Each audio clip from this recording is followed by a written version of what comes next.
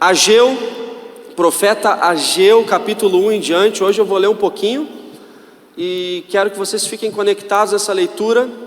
Ageu, capítulo 1, versículo 2 em diante. Hoje o nosso tema aqui tem a ver com prioridade. A gente vai falar sobre isso, prioridade, ou prioridades, ou priorização, ou como a gente encontrar realmente prioridade naquilo que é de valor. Como que a gente pode setar isso? Como que a gente encontra isso? Nós queremos realmente entender o que é prioridade, porque a nossa vida é um grande jogo de prioridades o tempo todo. A gente está priorizando o nosso tempo, a gente está priorizando os nossos relacionamentos, a nossa carreira, a gente está priorizando os nossos estudos, os lugares, os nossos hobbies. Então acaba sendo que sim, a nossa vida ela é uma constante priorização. E um dia desses eu achei muito legal que um jovem chegou para mim e falou assim: Olipe, tu como pastor de jovens, né, cara, tu não sente falta de estar presente nos rolês pós-culto? E eu fiquei pensando assim, e eu disse para ele: não sinto. Sinto muito se a tua expectativa de resposta é que eu estivesse sentindo falta, mas eu não estou, cara. Sabe por quê? Porque a minha prioridade mudou. Antigamente, quando eu não tinha filhos, talvez sim, era tranquilo, cara, era legal, mas acaba que, meu Deus, me colocou em outro momento de vida, e eu precisei repriorizar o meu tempo, entre vir para a igreja e o pós-culto ser dedicado à minha família, porque a gente precisa ter uma rotina lá e tal e tudo mais. E eu disse para ele: cara, infelizmente a resposta não sei se é a que tu queria ouvir, mas na minha prioridade não estão mais os rolês pós-culto. Está de fato em fazer mamadeira para meus filhos, colocar eles na cama. Mudou a prioridade, e eu preciso respeitar isso. E a verdade é que quando a gente não respeita nossas prioridades, a gente acaba ficando ansioso, a gente acaba dando na trave, a gente acaba sofrendo de alguns ataques que a gente pensa assim, mas alguma coisa não está certa. E esse texto, gente, tem tudo a ver com prioridade. Como priorizarmos a nossa vida? Por onde começar? E o texto aqui de Ageu é bem claro. Ageu 1, versículo 2 em diante. Assim diz o Senhor: este povo afirma: ainda não chegou o tempo de reconstruir a casa do Senhor. Por isso a palavra do Senhor veio novamente por meio do profeta Ageu. Tipo Deus pedindo: Ageu, fala para o povo. Acaso é tempo de vocês morarem em casas de fino acabamento, enquanto a minha casa continua destruída? Agora, assim diz o Senhor: vejam aonde os caminhos de vocês levaram vocês. Vocês têm plantado muito e colhido pouco. Vocês comem, mas não se fartam. Bebem, mas não se satisfazem. Vestem-se, mas não se aquecem. Recebem salários, mas quando vão colocar no bolso, parece uma bolsa furada. Assim diz o Senhor: vejam aonde os seus caminhos, as suas prioridades, as suas escolhas os levaram. Subam ao monte para trazer madeira, construam a minha casa para que eu me alegre e seja nesse local glorificado. Vocês esperavam muito, mas receberam pouco, e o que vocês trouxeram para casa eu dissipei como um sopro. E por que eu fiz isso? Pulando para o versículo 10, é por causa de vocês, por causa das escolhas de vocês, que o céu reteve o seu orvalho e a terra deixou de dar o seu fruto. O trabalho das mãos de vocês foi prejudicado, enquanto cada um de vocês se ocupa somente com a sua própria casa. Até aqui tá bom. É um texto muito interessante que fala sobre prioridades e consequências. Aqui o contexto, gente, é que Israel depois de 70 anos, um povo inteiro preso na Babilônia, está retornando para o seu país, e o país está todo destruído, não tem mais nada. Eles precisam recomeçar, eles precisam priorizar. O que a gente vai fazer? Fazenda, irrigação, celeiro, prédios. O que a gente vai construir primeiro? E aí eles têm uma ideia brilhante. Já sei, cara, como está tudo livre, vamos fazer casas de fino acabamento. É o que ira Deus no começo desse texto. E sabe o que é interessante, cara? Que Deus fala lá no começo do texto: este povo afirma. Deus está pegando a fala do povo, a prioridade do coração do povo, e ele traz para o profeta Ageu dizendo assim: olha só o que eles estão falando, cara.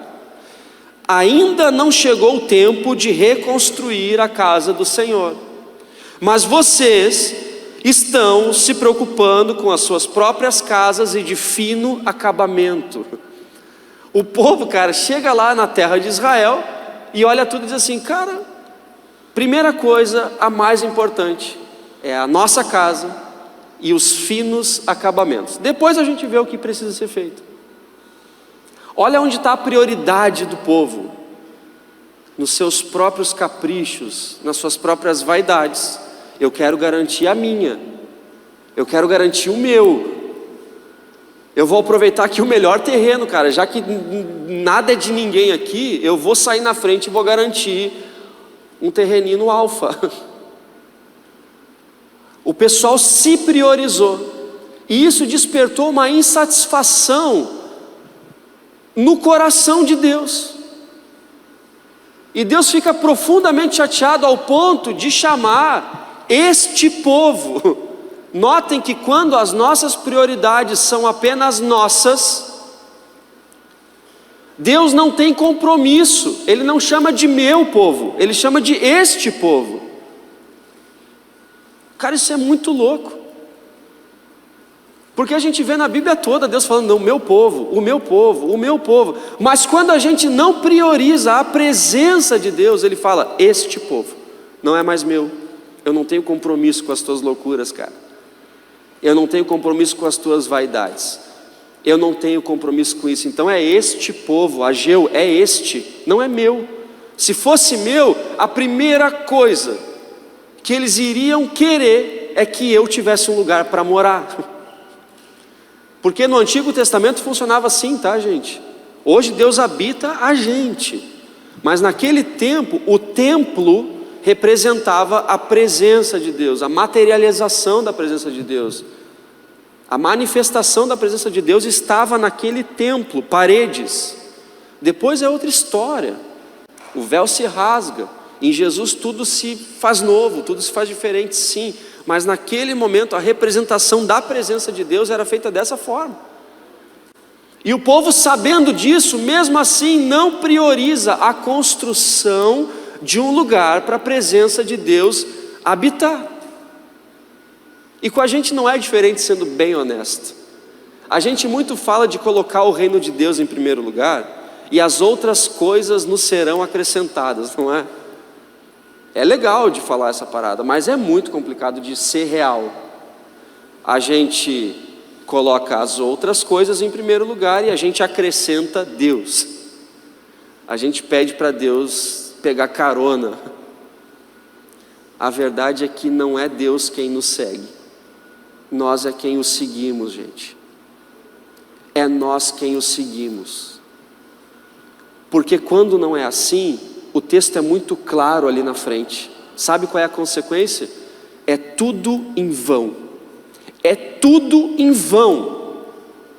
E eu não sei vocês, mas eu vivo e já vivi e talvez vou viver sentimentos de ter feito coisas em vão quando a presença de Deus não está. O resultado é esse: vocês trabalharam muito, plantaram muito e colheram pouco. Vocês comem, não se fartam. Se vestem, não se aquecem. Recebe salário e parece que está num bolso furado. Olha o que Deus está falando. Quando eu não estou, gente, é vazio, é oco, não tem sentido. Parece que falta. A gente é ingrato, é insatisfeito. A gente não se completa, a gente não se preenche. A gente não tem aquela satisfação no que a gente está vivendo no nosso momento. É aquela busca, cara, incessante do mais. É mais dinheiro, é mais admiração, é mais fama, é o stalk infinito, né? O pessoal do design humanitário sabe bem disso. E tudo hoje tem a ver com disputar a nossa atenção fragmentada, e a gente fica se entregando um pouquinho em cada coisa, e a gente não tem prioridade de nada. Não sei se no trabalho de vocês é assim às vezes. A gente tem um monte de coisa para fazer no dia, até o pessoal elenca ali o to-do, bonitinho, vou fazer isso. Chega no final do dia, tu olha e está ali o to-do ainda. Tipo assim, cara, parece que não sai do lugar. É porque quem se envolve um pouquinho com tudo, se envolve muito com nada. Posta lá no Instagram. Bonita essa ficou. Quem se envolve um pouco com tudo, se envolve muito com nada. E o que o Senhor está ensinando aqui são setar prioridades reais. Quando vocês chegarem, a primeira coisa, construam um lugar para que eu habite. Construam um lugar, reconstruam o templo para que eu me alegre. Olha Deus dizendo o que alegra o coração dele. É ter espaço para que ele habite. Não é um acréscimo, mas é o principal. É o Senhor dizendo, gente, por favor, se preocupem depois com as casas de vocês, tem terreno para todo mundo, mas coloquem a minha presença aqui primeiro, porque é a partir dela que as coisas fazem sentido. Coloquem isso como prioridade. É tão verdade que isso se repete pela Bíblia inteira, gente. Busquem em primeiro lugar o reino de Deus e a sua justiça, e todas as outras coisas vão ser acrescentadas. Priorizar a presença de Deus é algo tão fantástico, mas tão difícil. E sabe o que é o mais louco desse texto aqui ainda? É que é o seguinte: o templo que ele está falando para reconstruir é o templo de Salomão, o famoso templo de Salomão. E a primeira versão desse templo, antes dele estar destruído aqui nesse contexto, dizem os historiadores que as madeiras eram do Líbano. Tipo, todo acabamento feito de madeira nobre, um negócio bonitão assim. Os caras iam buscar madeira no Líbano, levavam vários meses até chegar no templo para botar lá a madeira, ficar legal. Então o templo demorou muito tempo para ser construído, edificado com madeira fina, coisa nobre, vindo de outros lugares. Só que dessa vez, Deus está dizendo, gente, subam aqui nas montanhas e cortem as madeiras para reconstruir depressa. Não precisa ir até o Líbano, cara. Começa com o que está no teu alcance. É tipo isso. Agora virou prioridade. Eu não quero mais, talvez, tanto capricho nesse momento. Eu quero que seja simplesmente reconstruído. Começa a fazer. Subam aos montes, tragam as madeiras e comecem a reconstrução. É isso que Deus está falando. Faça onde o teu braço alcança. Começa a fazer, começa a procurar, começa a desmatar, cara, coisas, e traga elementos para refazer um lugar digno para que Deus habite no teu coração. É tão maravilhoso esse momento aqui do texto, que ele deixa claro o que alegra ele. E o povo escuta, isso é mais legal ainda. Que o povo escuta e eles começam a trabalhar, cara, eles começam a fazer, começam a ir atrás. E Deus se empolga. Se vocês lerem o capítulo 2 de Ageu, é muito legal, porque Deus chama meu povo.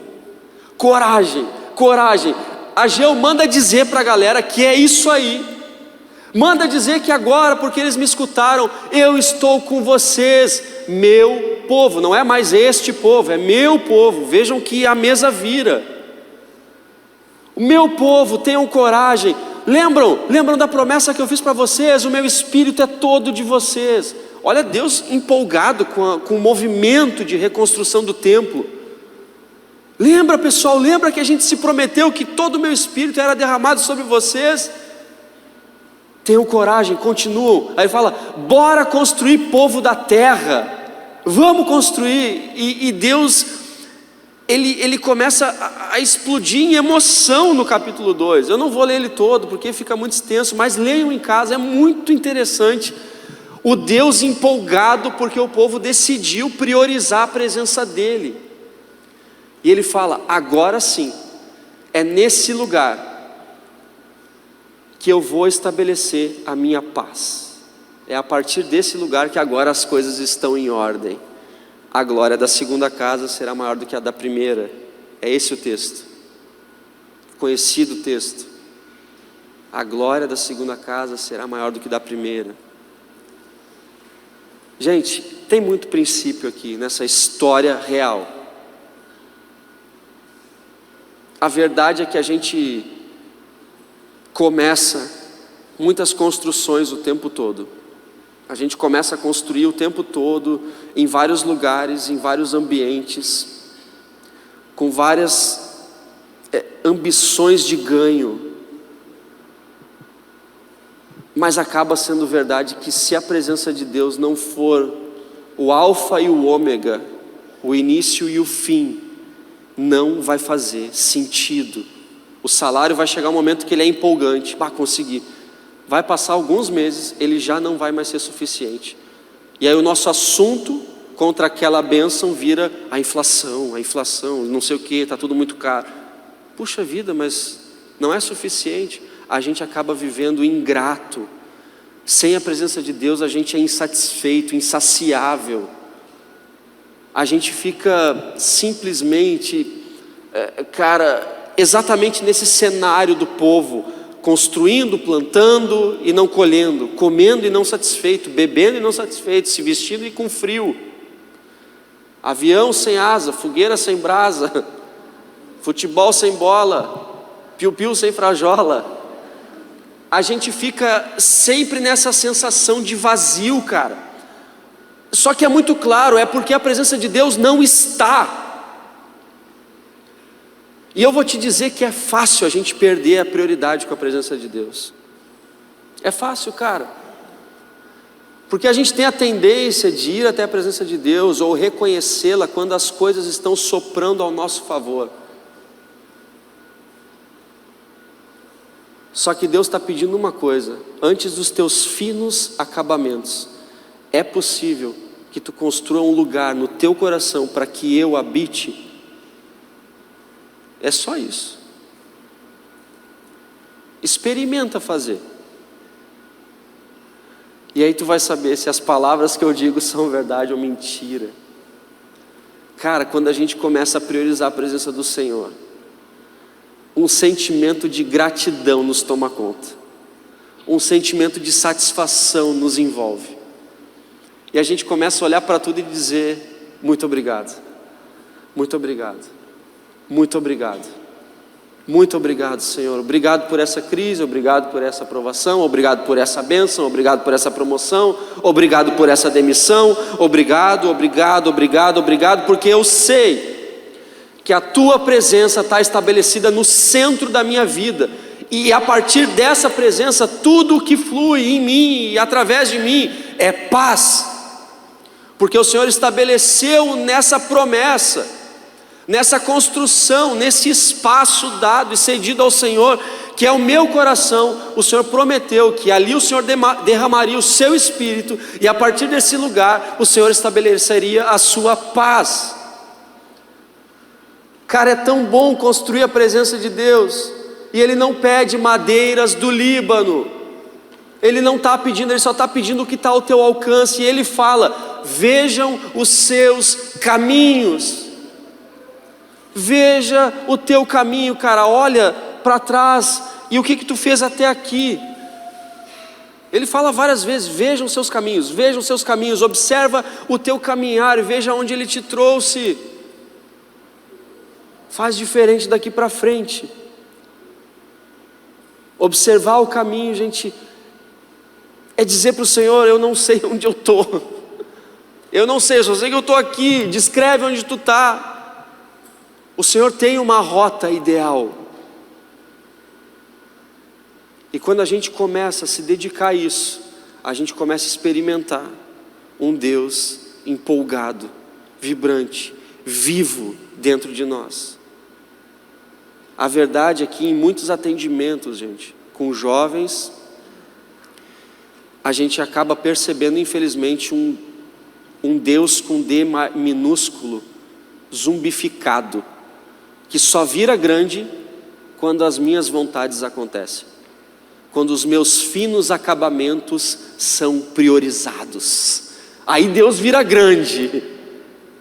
Mas quando Ele de fato quer ser priorizado por nós, independente dos nossos finos acabamentos, e entendam finos acabamentos como desejos, vaidades, ambições, projetos, cara, quando a gente se preocupa só com isso, a gente vai viver sem sentido. Só que olha só que interessante essa prece aqui que eu fui procurar, de um cara grato. Eu adoro isso aqui, porque quando a gente vive com Deus, quando a gente prioriza a presença dEle, a gente acaba emanando essa satisfação em toda e qualquer circunstância, que nem o apóstolo Paulo fala, tendo pouco ou tendo muito, comendo bem ou comendo mal, eu aprendi a te perceber em tudo, dai graças, eu tudo posso naquele que me fortalece. Olha essa prece aqui do padre holandês Matthew Henry. Em primeiro lugar, eu gostaria de te agradecer, Deus, por ser a primeira vez que fui assaltado. Ele estava voltando da universidade aqui, tinha dado aula e foi assaltado. Eu quero te agradecer, Deus, por ser a primeira vez que eu fui assaltado em muitos anos de vida. Quero agradecer por terem me levado a carteira e não a vida. Obrigado, porque mesmo que tenham levado a minha carteira, na minha carteira não tinha muito. Esse era nós. E por último, obrigado, Senhor, por ter sido assaltado e o assaltante não era eu. Cara, se eu fosse assaltado, eu amaldiçoava todo mundo,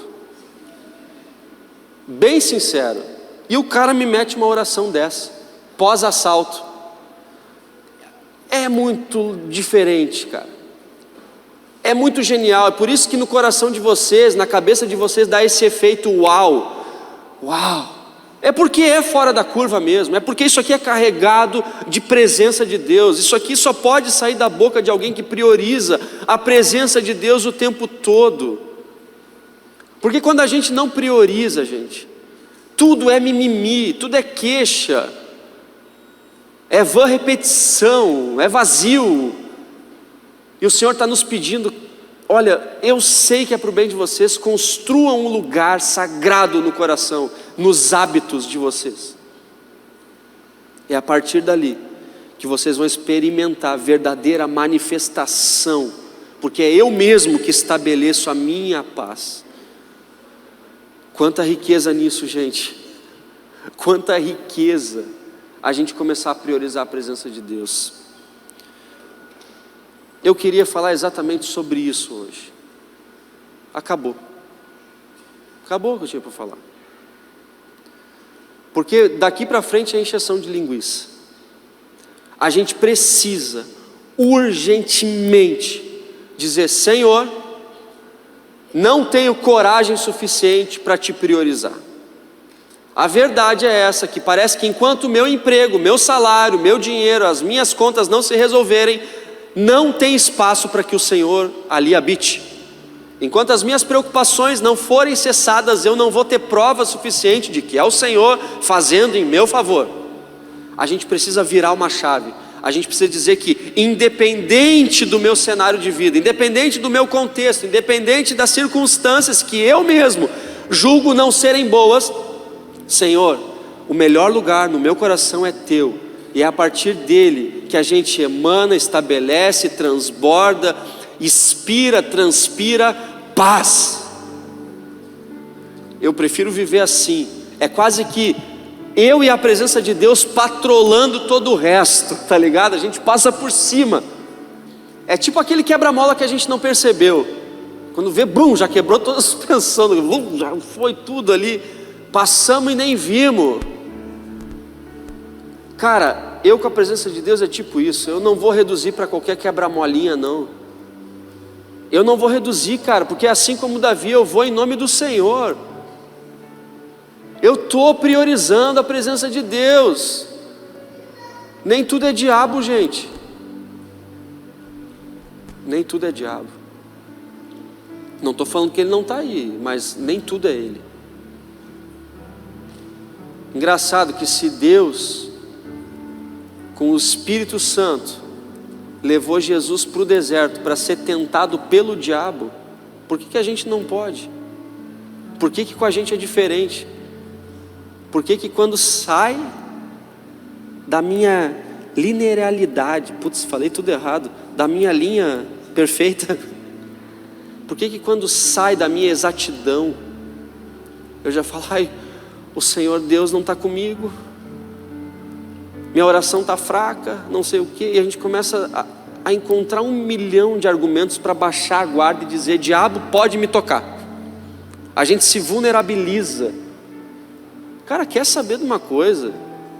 Então não vale de nada aquela oração, então não vale de nada aquela confissão, então não vale de nada as promessas do Senhor, dizendo, olha, lembra gente, o meu Espírito está derramado sobre vocês, coragem, continuem, avancem, porque a glória dessa priorização, dessa postura, é muito maior do que a primeira.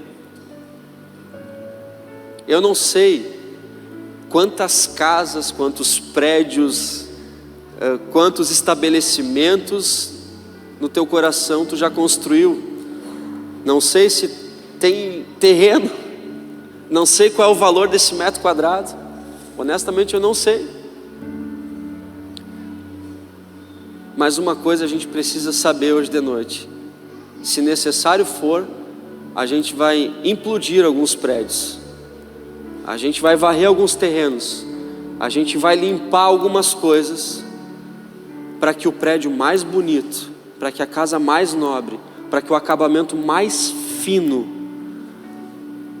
seja do Senhor Jesus. Quando a gente entrega isso de todo o coração, a gente está mandando uma mensagem para o Senhor: eu quero fazer o que te alegra, eu quero construir primeiro a tua presença, eu quero construir primeiro um lugar digno, embora no mais alto do meu esforço nada ainda vai ser digno o suficiente para o Senhor, mas eu quero demonstrar, eu quero expressar esse esforço, essa entrega da minha parte. Senhor, tudo que tu precisa é um coração. O estado dele, olha, os nossos aqui, para ser bem sincero, são todos meio parecidos assim, cheio de pecado, cheio de falha, cheio de ambição, de vaidade, intelectualidade enrustida, amores frustrados, planos não concretizados. Mas é uma coisa que o Senhor precisa: a matéria-prima de Deus é o nosso coração. Vamos fazer isso, é disso que a gente precisa. Vamos ficar de pé?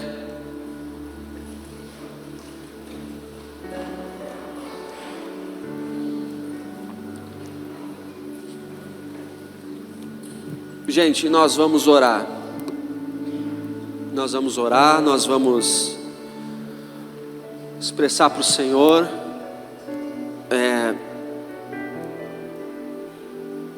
Tu precisa dar nome aos lugares que tomaram o coração, no teu coração, o espaço de Deus. Eu não sei se é o teu emprego, eu não sei se são teus relacionamentos, eu não sei se é a tua aceitação, a tua ambição, eu não sei o que é, não sei se é o dinheiro, eu não sei se é a pornografia, eu não sei, honestamente, eu não sei o que é que está no teu coração, que Deus ficou sem espaço. Uma coisa eu sei: a gente precisa dar nome aos bois. A gente precisa dizer, a gente precisa expressar a Deus dizendo: Pai, é difícil te colocar em primeiro lugar, porque eu não sei se todas as outras coisas que a Bíblia diz são as mesmas coisas que eu quero. Eu não sei. Vai que não é. Vai que não é o mesmo salário que está nessas todas as outras coisas. Vai que não é o mesmo número de seguidores. Vai que não é o mesmo número de aceitação pública. Vai que não é o mesmo número de influência, de poder. Vai que todas as outras coisas que tu descreveu na Bíblia não são as mesmas coisas que eu descrevi para mim como sucesso. Então eu não consigo te colocar em primeiro lugar, porque eu acho que as outras coisas nossas são diferentes. Deixa eu te dizer, passa por cima, cara. Deus vai cuidar da gente. Deus está te cuidando. Ou é verdade ou é verdade. Não tem meia entrega, ou é ou é. E o que não é, deixou de ir. Como é que aquela coisa do tem o Rios, né? É ou é, gente. Não existe meia entrega diante do Senhor. Não existe, cara. É tudo ou tudo. Lembra do nosso retiro lá que a gente pulou na piscina? Ah, que massa. Isso é legal. Cara, é tudo ou é tudo. Em nome de Jesus, é tudo ou é tudo. Ou o Senhor está no centro ou Ele não está. Pai, nós estamos aqui como ministério de jovens, como pessoas, como família, Senhor, diante de Ti, Deus, diante dessa palavra Tua, diante desse acontecimento do Senhor com o povo de Israel, Senhor, aonde eles não Te priorizaram e entristeceram o Teu coração, se preocuparam só com as suas próprias casas, as suas prioridades, as suas finezas, os seus luxos e caprichos, tornando em vão todo o trabalho, todo o esforço, toda a dedicação, todo o sonho, todo o desejo, se tornando um povo, Senhor, de trabalho prejudicado, que fechou os céus para eles, por causa deles mesmos, Senhor. Eu quero orar a Ti nessa noite, Pai, para que a gente faça a segunda parte dessa história, para que a gente, Senhor, faça parte de um povo, de uma igreja, de um grupo, aonde, Senhor, todo o nosso início tem a ver com a Sua presença sendo priorizada, aonde toda e qualquer construção só se inicia a partir, Senhor, de um derramar profundo diante de Ti, de uma entrega verdadeira, de uma consulta real, dizendo: Pai, estamos aqui, é para lá que nós vamos ou não? Eu quero colocar sim o Teu reino em primeiro lugar, para que todas as outras coisas, as Tuas todas outras coisas sejam acrescentadas, porque são exatamente elas que nós precisamos, são exatamente elas, Senhor, que o Senhor sabe que sim, de fato irão nos satisfazer, nos nutrir, nos gerar prazer, lazer. Obrigado por isso, porque o Senhor já sabe, mas a nossa parte, Deus, nós queremos fazer. A nossa parte, Deus, nós queremos entregar, expressar, embora é uma troca injusta, Senhor, porque o Teu tudo é vida, é o Teu Espírito, é o Teu sangue. O nosso tudo é muito pouco. O nosso tudo não representa igualdade nessa troca, nessa aliança. Mas mesmo assim, Deus, com o nosso tudo, seja 1 milhão, nós queremos entregar todo o coração, Pai. Todo o coração nessa noite, Pai, Te priorizando, dizendo: pode morar, pode tomar conta, Senhor. O Senhor não é apenas um consultor, o Senhor é o capitão desse navio, é o rei desse trono. Nós queremos sim, Deus, entregar de verdade, para que todo o nosso trabalho, todo o nosso sonho, todo o nosso desejo, toda a nossa roupa tenha sentido, tenha paz, tenha significado, tenha peso de verdade, peso de glória, para que a gente experimente de fato essa glória da segunda casa, essa glória verdadeira, que o Senhor não nos pede madeiras nobres, o Senhor nos pede o que está ao alcance, o aqui e o agora. Se foi, Senhor, um abandono da oração, que a gente retorne hoje. Se foi um abandono da leitura da palavra, que a gente retorne hoje, Deus. Que a gente retome o hábito da confissão de pecados, que a gente retome, Senhor, hábitos que priorizam a Tua presença. Ela deve ser cuidada, polida, Senhor, priorizada, respeitada em nós. Nós queremos parar com isso, Deus, de construir mansões para a gente e deixar a menor parte ou nenhuma parte para que o Senhor habite. Nós queremos parar de nos satisfazer no Senhor só quando as coisas acontecem conforme os nossos desejos. Nós queremos nos satisfazer no Senhor, porque o Senhor só, por si só, é suficiente. Essa relação com a Tua presença é suficiente. É nela que nós somos curados, Pai, é nela que nós somos corrigidos, Senhor, redirecionados. Nós queremos isso, Deus. Nós buscamos e precisamos disso, Deus. Estamos aqui genuinamente entregues. Toma o nosso coração, Senhor, e pode fazer o que Tu bem queres, em nome de Jesus.